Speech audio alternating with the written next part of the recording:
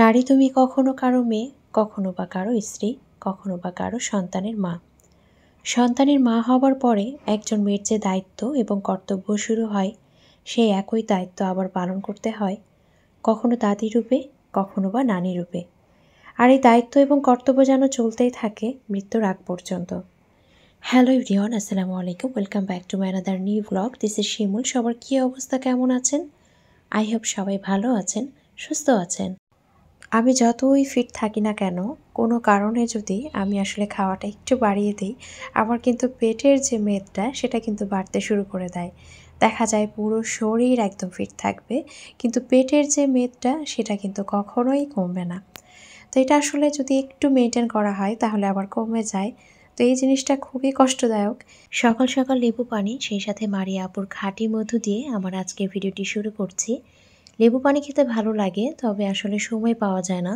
সকাল সকাল ঘুম থেকে ওঠার পরে নাস্তা বানানোর যে একটা দৌড়াদৌড়ির বিষয় থাকে, তো সেখানে আসলে আলাদা করে লেবু পানি খাওয়াটা আমার কাছে একটা এক্সট্রা ঝামেলা মনে হয়।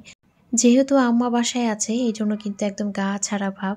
সব কাজ নিজেই করছি, কিন্তু তারপরে মনে হচ্ছে কোনো কাজে যদি দেরি হয়ে যায় তাহলে তো আম্মা আছে, কোনো সমস্যা নেই, এরকম একটা বিষয়। তো সকালে লেবু পানি খাওয়ার পরে আম্মা কিন্তু এখানে ভাপা পিঠা বানাচ্ছে। এই শীতের প্রথম ভাপা পিঠা আমার মায়ের হাতে। এইখানে ভাপা পিঠাগুলো বানানো হয়ে গিয়েছে, তো আম্মা আরও বানাচ্ছিল। আম্মার যেহেতু ডায়াবেটিস আছে, আম্মা ইনসুলিন দেয়, তারপরেই কিন্তু নাস্তাটা করবে। তো এখানে সারিকার বাবা আর আমি ভাপা পিঠাটা প্রথম খেয়েছি, যেহেতু সারিকা ঘুমাচ্ছিল, ইজানও ঘুমাচ্ছিল। তো যারা এই মুহূর্তে আমার ভিডিওটি দেখা শুরু করেছেন তারা প্লিজ একটা লাইক দিয়ে ভিডিওটি কন্টিনিউ করবেন। আর যারা আমার চ্যানেলটি আজকে নতুন ভিজিট করছেন, যদি আমার ভিডিওটি ভালো লেগে থাকে তাহলে আমার চ্যানেলটি সাবস্ক্রাইব করে আমার সঙ্গে থেকে যেতে পারেন। নাস্তা খাওয়ার পরে এদিকে হচ্ছে আমি 2টা বেডরুমের আজকে বেডশিট তুলে ফেলবো। তো আমার রুমের এবং সেই সাথে হচ্ছে সারিকা রুমের যে বেডশিট আছে, এই দুইটা আজকে চেঞ্জ করে ফেলবো। বেডশিটগুলো যেহেতু চেঞ্জ করব, এই জন্য ভাবলাম যে আমার রুমের এবং সারিকা রুমের হালকা ঝুল হয়েছিল, তো সেটাও ছেড়ে ফেলি। এত পরিমাণে ঝুল হচ্ছে ইদানিং, আমি আসলে বুঝতে পারি না এই ধুলা এবং এই ঝুল কোথা থেকে যে এত আসছে। বেডশিটগুলো তুলে আমি এগুলো এখন ওয়াশিং মেশিনে দিয়ে দিব। তো অনেকে আসলে হয়তো জানে না, আমার বাসায় যে কাজের আপা আছে, আপা কিন্তু কাপড় ধোয়া বাদে সব কাজ করে দিচ্ছে। তো যেহেতু কাপড় ধোয়াধুয়ি কাজটা উনি করে না, তো এই জন্য দেখা যায় যে ছোটোখাটো যে কাপড়গুলো আছে ওগুলো কিন্তু আমি নিজেই ক্লিন করে ফেলি। আর যেগুলো ভারী কাপড় থাকে ওগুলো আমি ওয়াশিং মেশিনেই দিয়ে নিই। আমার কাছে মনে হয় বাচ্চাদের কাপড় একটু হাতে ডলে ক্লিন করলেই ভালো হয়, কারণ ওরা আসলে খেলাধুলা করে, এটা সেটা খায়। তো সেগুলো একটু হাত দিয়ে যদি কচলিয়ে ধোয়া যায় তাহলে কিন্তু বেশি ক্লিন হয়। তো যার কারণে ওগুলো আসলে আমি নিজেই ক্লিন করতে পছন্দ করি। সংসারের কাজের আসলে শেষ নেই, একটার পর একটা কিন্তু চলতেই থাকে। আর যদি রাত না হতো আমরা হয়তো বা রাত জেগে জেগেও কাজ করতাম। তো এদিকে ওয়াশিং মেশিনে যে কাপড়গুলো সেগুলো দিয়ে দিয়েছি। এরপরে হচ্ছে আমি সব ফার্নিচার ক্লিন করে ফেলেছি। এখন আমি এই যে পর্দাগুলো সরিয়ে দিব। তো শীতের সকালের যে মিষ্টি রোদটা আসে, এটা মাশাআল্লাহ এতটাই ভালো লাগে। আমার গত ভিডিওতে আপনারা আমার এই পর্দা বন্ধনীগুলো এতটাই পছন্দ করেছেন, মাশাআল্লাহ কি বলবো, আমার নিজেরই এতটাই ভালো লেগেছে। তো ইজান তো এগুলো দেখলেই শুধু তাকিয়ে থাকে, সেই সাথে কিন্তু এগুলো গলায় পরার চেষ্টাও করে। তো ছোট বাচ্চা থাকলে যেটা হয় আর কি। তো মাশাআল্লাহ নাহার আপুর হাতের কাজ সত্যিই অনেক চমৎকার। আপনারা চাইলে আপুর কাছ থেকে যে কোনো প্রোডাক্ট বানিয়ে নিতে পারেন। বেডশিটগুলো এখন বিছিয়ে নিব। তো আমার ঘরের যে বেডশিটটা, এটা কিন্তু বিছাতে আমার খুব একটা সমস্যা হয় না, কিন্তু সারিকার রুমের যে বেডশিটটা ওটা যখন বিছাতে যাই খুব বেশি বিরক্ত লাগে। কারণ ওর যেহেতু এই পাশেও কাজ আছে, তো এটার জন্য একটু আর কি সমস্যা হয়। তো এক এক সময় আসলে এক এক রকম ডিজাইন হয়, আর এক এক রকম ডিজাইনের আসলে ফার্নিচার আমরা বানাই। আমার যেসব আপুরা আমার ক্যাবিনেট এবং আমার ড্রেসিং টেবিল নিয়ে কোশ্চেন করেছেন, আবারও দয়া করে কোশ্চেন করবেন।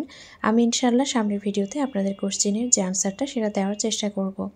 আমার বেডরুমের যে কার্পেটটা ছিল সেটা খুব ভালোভাবে ঝেড়ে তুলে রেখেছি, কারণ ফরিদা আপা এখনও আসেনি। ফরিদা আপা আসার পরে ঘর ঝাড়ু দিবে, এরপরে কিন্তু আমি কার্পেটটা পেরে দিব। শীতকালে কার্পেটটা পাড়া থাকলে দেখা যায় বাচ্চারা যখন খেলা করে পায়ে ঠান্ডাটা তেমন লাগে না। আমার ইছান তো আসলে কথাই শুনে না, না পরতে চায় মোজা, না পরতে চায় স্যান্ডেল। তো ঘরের মধ্যে স্যান্ডেল পরে একদমই হাঁটাহাঁটি করতে চায় না। তো ওকে নিয়ে আসলে খুব বিপদে আছি, ওর এত ঠান্ডা লেগেছে। তো সবাই দোয়া রাখবেন আমার বাবাটার জন্য। আর এদিকে হচ্ছে ওয়াশিং মেশিনে যে কাপড়গুলো দিয়েছিলাম সেগুলোও কিন্তু ক্লিন হয়ে গিয়েছে। তো এগুলো এখন আমি গিয়ে ছাদে দিয়ে আসবো। শীতকাল আসলে দেখা যায় কাপড় চোপড় কিন্তু একটু তুলনামূলক বেশিই ক্লিন করতে হয়। আর বাচ্চা থাকলে তো কথাই নেই, অনেক কাপড় চোপড় বের হয়। এর মধ্যে আমি কিচেনে চলে এসেছি। তো কিচেনে আসার পরে আমি এখানে মুরগির মাংস কয়েক ধরনের কাট করে নিয়েছি, সেই সাথে গরুর মাংস, আর এদিকে অনেক ধরনের সবজি বিভিন্ন ধরনের কাট করে নিয়েছি। হাতের কাছে যে বাটি পাত্র পেয়েছি সেখানে কিন্তু এভাবে রেখে দিয়েছি প্রসেস করে। তো আসলে দেখে কিন্তু বুঝতে আর বাকি নেই যে আজকে আমি চাইনিজ কিছু খাবার রান্না করব। তো আম্মা আসার পরে আসলে ওভাবে কিছু রান্নাবান্না করতে পারিনি, কারণ আম্মাই অনেক কিছু রান্না করে নিয়ে এসেছিল। তো যে পরিমাণে গরুর মাংস এনেছিল সেটাই আমাদের 3 দিন লেগেছে শেষ করতে। আমি এখানে চিকেন মাঞ্চুরিয়ান রান্না করব, তার জন্য প্রথমেই কিন্তু তেলের মধ্যে দিয়েছিলাম কিছুটা পেঁয়াজ কলি একদম ছোট ছোট করে, সেই সাথে এখানে আমি রসুন কুচি, আদা কুচি, পেঁয়াজগুলোকে আমি কিউব করে কেটে নিয়েছি, সেই সাথে এখানে 2 ধরনের ক্যাপসিকাম দিয়েছি। এরপরে এখানে আমি বেশ পরিমাণে টমেটো কেচাপ দিয়ে দিব। তো টমেটো সসটা দেওয়ার পরে খুব সুন্দর করে এভাবে নেড়ে চেড়ে নিব। নেড়ে চেড়ে কিছুক্ষণ নেওয়ার পরে আমি এখানে কিছুটা পানি দিয়ে দিব। তো পানিটাতে যখন বলক আসবে তখন কিন্তু আমি যে চিকেনগুলো ফ্রাই করে রেখেছি সেই চিকেনগুলো দিয়ে নিব। এই পর্যায়ে আমি এখানে কিছুটা চিনি এবং কিছুটা লবণ অ্যাড করব। আর চিকেনগুলো আমি যেভাবে রেখেছিলাম সেটা একটু বলে নিই। তো চিকেনে আমি প্রথমে সয়া সস, মরিচ গুঁড়া এবং সেই সাথে হচ্ছে আমি লবণ এবং একটা ডিম কর্নফ্লাওয়ার দিয়ে মেখে রেখেছিলাম। তো সেটাকেই কিন্তু আমি তেলের মধ্যে ফ্রাই করে নিয়েছি, আর সেগুলোই এখন এখানে দিয়ে দিচ্ছি। তো দিয়ে দেওয়ার পরে খুব ভালোভাবে নেড়ে চেড়ে যখন বলক আসবে, এখানে আমি কিছুটা কর্নফ্লাওয়ার সেই সাথে কিছুটা পানির সাথে মিক্স করে রেখেছি, তো সেটাই এখন অ্যাড করলাম।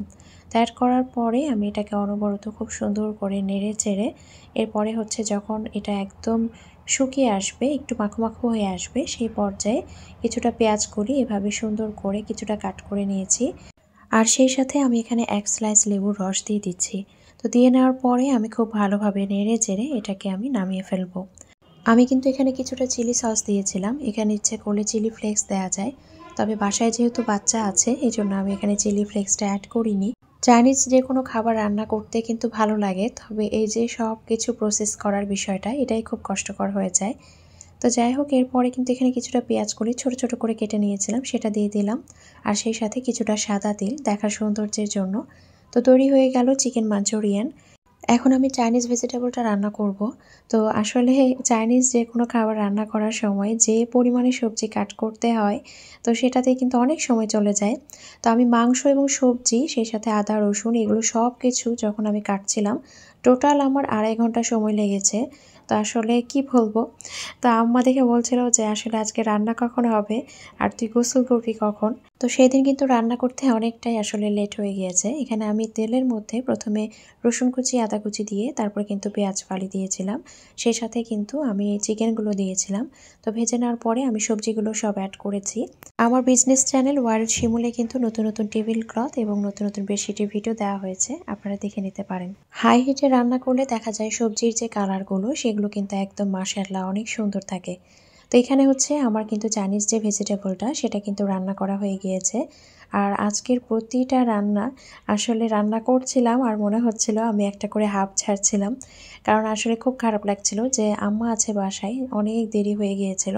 তো ভাবছিলাম আম্মা আসলে কি বলবে, তো নিজের মা আসলে কিছুই বলবে না, কিন্তু তারপর ওই যে একটা সংকোচ কাজ করে। তো এখানে এখন আমি রাইসটা রান্না করব। তো এখানে এই জন্য গাজর কুচি, সেই সাথে হচ্ছে যে বাঁধাকপি, আর আমি এখানে কিছুটা মরিচ ফালিও দিয়েছিলাম, সেই সাথে পেঁয়াজ কলি তো নিয়েছি, আর কিছুটা পেঁয়াজ কিন্তু আমি একদম সুন্দর করে যে কিউব করে কেটে নিয়েছিলাম সেটাও দিয়েছিলাম। আর অন্যদিকে আমি কিন্তু এখানে বিফ সিজলিংটাও করে নিব। তো বিফ সিজলিংয়ের জন্য আমি কিন্তু প্রথমে গরুর মাংসটা সেদ্ধ করে রেখেছিলাম যা যা মশলার আগে তা দিয়ে, আর এদিকে হচ্ছে আমি কিছুটা ভাজা চিকেন দিয়ে দিয়েছি রাইসের মধ্যে, দেখতেই পাচ্ছেন। তো চিকেনগুলো আমি আসলে যেভাবে চিকেন মাঞ্চুরিয়ানগুলো ভেজেছিলাম সেম একই প্রসেসেই ওগুলো দিয়ে আমি প্রথমে ভেজে নিয়েছিলাম তেলে, এরপরে এখানে আমি দিয়ে দিয়েছি। এখন আমি 2টা ডিম স্ক্রাম্বল করে তারপরে দিয়ে নিলাম। তো সব কিছু খুব ভালোভাবে নেড়ে চেড়ে তারপরে আমি রাইসটা অ্যাড করব। আর অন্য সাইডে আমি এখন বিফ সিজলিংয়ের জন্য যে সবজিগুলো ভেজেছিলাম, তো তার মধ্যে এখন soya sauce, oyster sauce, tomato sauce, সেই সাথে কিন্তু এখানে আমি চিলি সসও অ্যাড করে নিচ্ছি। তো সব কিছু দিয়ে এখন সবজিগুলো খুব ভালোভাবে আমি নেড়ে চেড়ে নিব।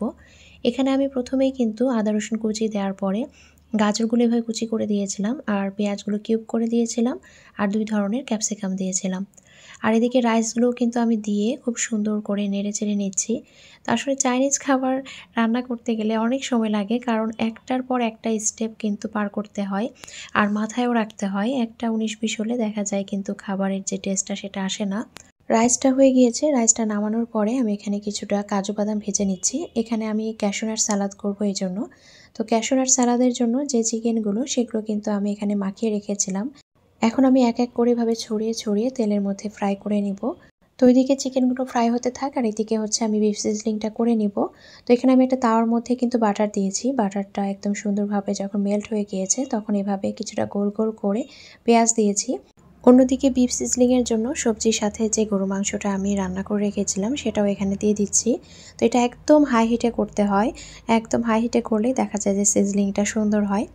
আর অন্য সাইডে দিকে আমি কিছুটা তেলের মধ্যে বাটার দিয়েছিলাম। এরপরে এখানে আমি গাজর, ক্যাপসিকাম দিয়েছি 2 ধরনের, সেই সাথে টমেটো দিয়েছি। তো সব কিছু একটু ভালোভাবে ফ্রাই করে নিচ্ছি।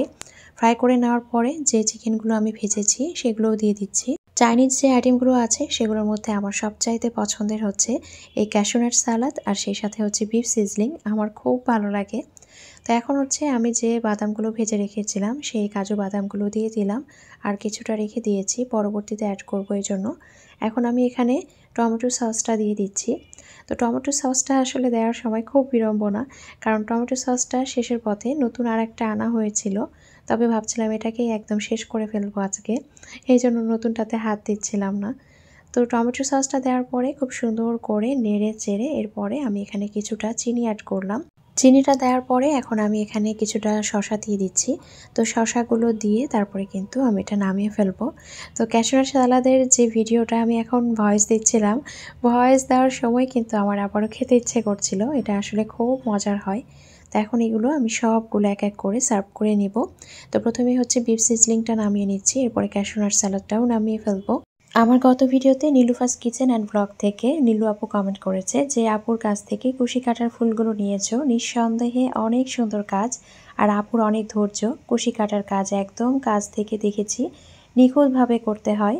আজকে তোমার ব্লগটি অনেক ভালো লেগেছে, ভালো থেকো। অসংখ্য ধন্যবাদ আপু। আর সত্যি কুশি কাটার কাজ, সেলাইয়ের কাজ অনেক ধৈর্যের কাজ আমিও মনে করি, কারণ আমি এই কাজটা পারি না। আমার দেখলেই কেন যেন মনে হয় যে মাথা ব্যথা করে, যে যারা এগুলো করে তাদের আসলে অনেক ধৈর্য শক্তি হয়। আমার আম্মা কিন্তু এগুলো বিষয়ে খুবই পারদর্শী ছিল, তবে আমি কিন্তু তার মেয়ে হয়ে এর এক কোনো কিছু করতে পারি না। তো এর মধ্যে কিন্তু আমার দুপুরের যে রান্না বান্না ফাইনালি শেষ হয়েছে। আজকে অনেক লেট হয়েছিল আমাদের দুপুরে খেতে। আমি শুধু বারবার ভাবছিলাম আম্মা কি মনে করবে। আমি আম্মাকে একটু পরপর বলছিলাম আম্মা আজকে অনেক দেরি হয়ে গেল। তা আম্মা বারবার বলছিল তো দেরি হলে কী হলো।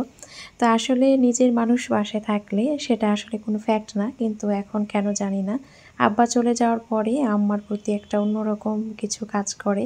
সেটা আসলে নিজের জায়গা থেকে একটা দায়িত্ব, কর্তব্য বা যেটাই বলেন না কেন, এটা আসলে বলে বোঝাতে পারছি না। এখন যেহেতু ঠান্ডার দিন, যে কোনো জিনিস রান্না করার পরপরই কিন্তু দেখা যায় যে সেটা ঠান্ডা হয়ে যায়। তো এই জন্য কিন্তু সার্ভ করার সাথে সাথেই আসলে খেয়ে নেওয়া ভালো। তো এর মধ্যে দিয়ে আমরা দুপুরে খাবার দাবার সবাই একসাথেই কমপ্লিট করেছি আলহামদুলিল্লাহ। তো সবাই মিলে আমরা একটু প্রোগ্রাম ছিল যে দুপুরে খাওয়া দাওয়ার পরে বাইরে যাব। তো এটা কিন্তু সারিকা সকাল থেকে ঘ্যান ঘ্যান করছিল কখন যাব। আর এদিকে দেখেন যে ইজান কিন্তু রেডি হয়ে একদম বাবু হয়ে বসে আছে। তো ওর এক্সপ্রেশন দেখলে খুব ভালো লাগে। আর এখনও যে ধরনের কথাগুলো বলে ওগুলো শুনলে তো আরও বেশি ভালো লাগে। তো সারিকাকে আসলে আপনারা অনেকে দেখতে চান। তো সারিকা এর মধ্যে নাড়ু করেছিল, এজন্য ক্যামেরার সামনে আসতে চাইতো না। তো নর্মালি সে এমনিতেও আসতে চায় না। তো আজকে যেহেতু বাইরে বের হয়েছি ভাবলাম ওর একটা ফুটেজ নিয়ে রাখি, ভাই বোনের একটা সুন্দর মুহূর্ত। বাইরে বের হলে যেটা হয় ইজান কিন্তু একদম দৌড়ের ওপর থাকে।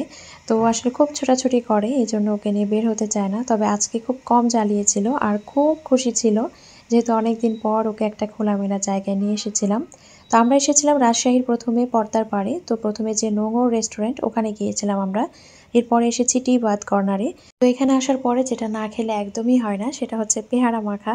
তো পেয়ারা মাখা খাওয়ার পরে আমরা কিন্তু একটু ঘুরে তারপরে বাসায় চলে যাচ্ছি। তো বাসায় যাওয়ার পরে আমরা ফ্রেশ হয়ে নেওয়ার পরে এখন একটা রেসিপি আপনাদের সাথে শেয়ার করব, যেটা আপনারা অনেকেই রিকোয়েস্ট করেছিলেন। সেটা হচ্ছে ঝাল রেসিপি। তো সেটাই এখন করব। প্রথমে কিন্তু কিছু মশলা নিয়ে নিয়েছি। তো মশলাগুলো এখন প্রথমে ভেজে নিব। প্রথমে এই মশলাটার সাথে আপনাদের সাথে পরিচয় করিয়ে দিই। এটার নাম হচ্ছে শুট, যেটা আসলে আদা ওর উপরের যে স্কিনটা থাকে মানে আদাটা ছিলে নেওয়ার পরে ওটা রোদে শুকানোর পরে যেটা করা হয় সেটাই হচ্ছে শুট। এটা কিছুই না, জাস্ট শুকিয়ে তারপর আপনারা এটাকে সংরক্ষণ করতে পারবেন। তো আমি এখানে শুট সেই সাথে হচ্ছে গরম মশলা এবং এলাচটা ভেজে নিয়েছি, তবে আম্মা বললো শুট নাকি আরও ভাজতে হবে, এজন্য আবারও দিয়ে দিলাম। এরপর এখানে আমি মেথি দিয়েছি, এরপরে হচ্ছে এখানে আমি গোলমরিচ দিয়েছি এবং কালি জিরা দিয়েছি। তো সব কিছু এখন খুব ভালোভাবে একটু টেলে নিব, খুব বেশি ভাজবেন না, হালকা একটু ভেজে নিয়ে সবগুলো মশলা এখন পাটায় পিষে নিতে হবে। তো প্রথমে আমি এভাবে একটু থেতলিয়ে নিচ্ছিলাম, থেতলিয়ে নেওয়ার পরে সব কিছু এখন একসাথে সুন্দর করে বেটে নিব। একটু একটু করে পানি অ্যাড করে নিতে হবে, না হলে অনেক হার্ড থাকে। এগুলো পিষতে গিয়ে আমার হাতের অবস্থা একদম 12টা বেজে গিয়েছে। বিশেষ করে যেহেতু এখানে শুটটা মানে শুকনো আদাটা এটা যেহেতু একটু শক্ত থাকে, এজন্য একটু যদি পানি ছিটানো যায় খুব সুন্দর করে বেটে নেওয়া যায়। তো এটা বেটে নেওয়া হয়ে গিয়েছে, এখন একটা পাত্রে ঢেলে নিচ্ছি। এটা আপনারা আরও লিকুইড করেও যদি আপনারা ব্লেন্ড করেন বা বেটে নেন কোনো সমস্যা নেই, কারণ পরবর্তীতে এটা পানির মধ্যেই গুলাতে হবে। তো এখন আমি এখানে কিছুটা চালের আটা নিব, বা চালের গুঁড়িও বলেন অনেকে, আমরা আসলে চালের আটাই বলি। তো এখানে আমি চালের আটাটা একটু লবণ দিয়ে তারপরে নর্মাল যে তাপমাত্রার পানি আছে সেটা দিয়ে খুব সুন্দর করে একটা ডো তৈরি করে নেব। আমরা সাধারণত রুটি বানানোর জন্য যে ডোটা তৈরি করি সেম একইভাবে ডোটা তৈরি করে নিব। তো ডোটা তৈরি হয়ে গিয়েছে, এখানে এখন আম্মা এবং আমি একসাথে কিন্তু বানিয়ে নিব। তা আম্মা খুব দ্রুত বানাচ্ছিল, আমি বললাম আম্মা একটা স্লো প্রসেসে বানাও যাতে করে সবার সাথে শেয়ার করতে পারি। তো এই যে এইভাবে কিন্তু গোল করে জাস্ট হচ্ছে 2টা আঙুল দিয়ে একটা চাপ দিলেই হয়ে যাবে। তো এখানে আমি এবং আম্মা বানাচ্ছিলাম, তো পরবর্তীতে কিন্তু সারিকাও হেসে যোগ দিয়েছে, ও নাকি বানাবে। তোকে বলছিলাম তুমি পারবে না, তো প্রথমে 1টা 2টা কিন্তু বানিয়েছে, যেটা দেখে আম্মা আর আমি খুব হাসছিলাম, কারণ ও এভাবে বানানোর পরে আবারও দেখা যাচ্ছিল গোল করে দিচ্ছিল। তো এই তো লাস্ট ওয়ান হচ্ছে সারিকা বানিয়েছে, তো সবগুলো বানানো হয়ে গিয়েছে। এখন এই পর্যায়ে যে মশলাটা আমি বানিয়ে রেখেছিলাম সেই মশলাটা এখানে পানির মধ্যে খুব সুন্দর করে হাত দিয়ে গুলিয়ে নিব। তবে সেখানে এখন অ্যাড করব হলুদের গুঁড়া। তো হলুদের গুঁড়া কতটুকু দিতে হবে আম্মাকে জিজ্ঞেস করছিলাম, তো আমি বলছিলাম হলুদের গুঁড়াটা ভালো, তো অল্প পরিমাণে দিলেই হবে। তো এটা কিন্তু আমি মারিয়া আপুর কাছ থেকে নিয়েছি, আপনারা চাইলে আপুর কাছ থেকে মশলাগুলো নিতে পারেন, আপুর হাতের প্রোডাক্টগুলো খুবই ভালো। এখন আমি চুলায় প্যান বসিয়ে দিয়েছি আর এর মধ্যে কিছুটা তেল দিয়েছি, এরপর এখানে আমি কিছুটা পেঁয়াজ কুচি দিব। তো আম্মা পাশে দাঁড়িয়ে আছে, আম্মা কিন্তু বলে দিচ্ছে স্টেপ বাই স্টেপ। তো প্রথমে কিছুটা তেজপাতা, এরপরে হচ্ছে কিছুটা পেঁয়াজ কুচি দিয়েছি। দিয়ে নেওয়ার পরে যখন পেঁয়াজগুলো লাল হয়ে আসবে সে পর্যায়ে যে মশলাটা আমি পানির সাথে গুলিয়ে রেখেছিলাম সেটা দিয়ে দিচ্ছি।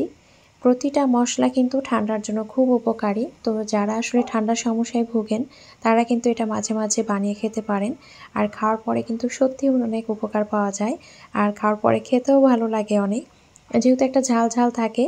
তো এই রান্নাটা আমার কাছে সত্যি কথা বলতে দেশীয় কোনো রেসিপি মনে হয় না, আমার কাছে মনে হয় যে বিদেশি কোনো একটা রেসিপি, কারণ এই ধরনের খাবারগুলো আমি দেখেছি দেশের বাইরেও কিন্তু খায়। তো এরপরে কিন্তু আমি যে পিঠার মতো ছোট ছোট যেগুলো বানিয়ে রেখেছিলাম আমরা সেটা কিন্তু দিয়ে নিচ্ছি। তো এখানে আম্মাও একটু নেড়ে নিচ্ছিল, আবার আমিও নিচ্ছিলাম। তো এরপরে যে গুড়গুলো এভাবে সুন্দর করে কাট করে রাখা হয়েছিল সেগুলো দিয়ে নেওয়া হলো। তো সেগুলো দেওয়ার পরে এখন সব কিছু খুব ভালোভাবে নেড়েচেড়ে নিতে হবে। তো গুড়টা দিবেন যখন বলক আসবে, মানে যে আটার যে পিঠাটা ছোট ছোট বানিয়েছি ওটা যখন সেদ্ধ হয়ে আসবে সেই পর্যায়ে। আর লাস্টের দিকে এখানে হচ্ছে কিছুটা চালের গুঁড়া বা চালের আটা আম্মা পানির সাথে গুলিয়ে এখানে দিয়ে দিল। আমি যেটা বুঝলাম যে এটা আসলে দেওয়া হলো মূলত থিকনেসটা বাড়ানোর জন্য, যেমন আমরা কর্নফ্লাওয়ারটা ইউজ করি থিকনেসটা বাড়ানোর জন্য, সেম একইভাবে এখানে চালের আটাটাও ইউজ করা হয়েছে। তো যখন এরকম গাঢ় হয়ে আসবে সেই পর্যায়ে কিন্তু এটা নামিয়ে ফেলতে হবে। তো দেখেই কিন্তু আমার আবারও খেতে ইচ্ছে করছে, তো সারিকার সামনে বলছিলাম। তো আপনারা ইচ্ছা করলে কিন্তু এভাবে বাসায় বানিয়ে ফেলতে পারেন, আর ঠান্ডার দিনে এটা কিন্তু খুব উপকারী, একবার খেলেই বুঝতে পারবেন আসলে। আর খেতেও কিন্তু মাশাআল্লাহ অনেক মজার হয়। এখন আমি এটাকে একটা বাটিতে সার্ভ করে নিচ্ছি, এরপরে আমরা সবাই মিলে একসাথে বসে এটা খাবো। আমার গত ভিডিওতে আমার এক ভালোবাসার আন্টি কমেন্ট করেছে, ভিডিওটা দেখে কি বলবো ভাষা খুঁজে পেলাম না, ভালো থেকো শিমুল সোনা। অসংখ্য অসংখ্য ধন্যবাদ আন্টি, আপনার জন্য অনেক ভালোবাসা। আন্টিরা যখন কমেন্ট করে তখন সত্যিই অনেক ভালো লাগে, কারণ আন্টিরা সাধারণত আসলে কমেন্ট করতে চায় না, কারণ আন্টিরা যেহেতু টিভিতে দেখে অনেক সময়, এই জন্য। তো ভালো লাগে মাঝে মাঝে আন্টিদের কমেন্টগুলো পড়তে। তো সব আন্টির জন্য অনেক দোয়া রইল, আন্টিরাও আমার জন্য দোয়া রাখবেন। আজকে ঝাল খেতে খেতে এখানে বিদায় নিয়ে নিচ্ছি, দেখা হয়ে যাবে পরবর্তী বৃহস্পতিবারই। ততক্ষণ পর্যন্ত সবাই ভালো থাকবেন, সুস্থ থাকবেন, আমাদের জন্য দোয়া রাখবেন। আল্লাহ হাফেজ।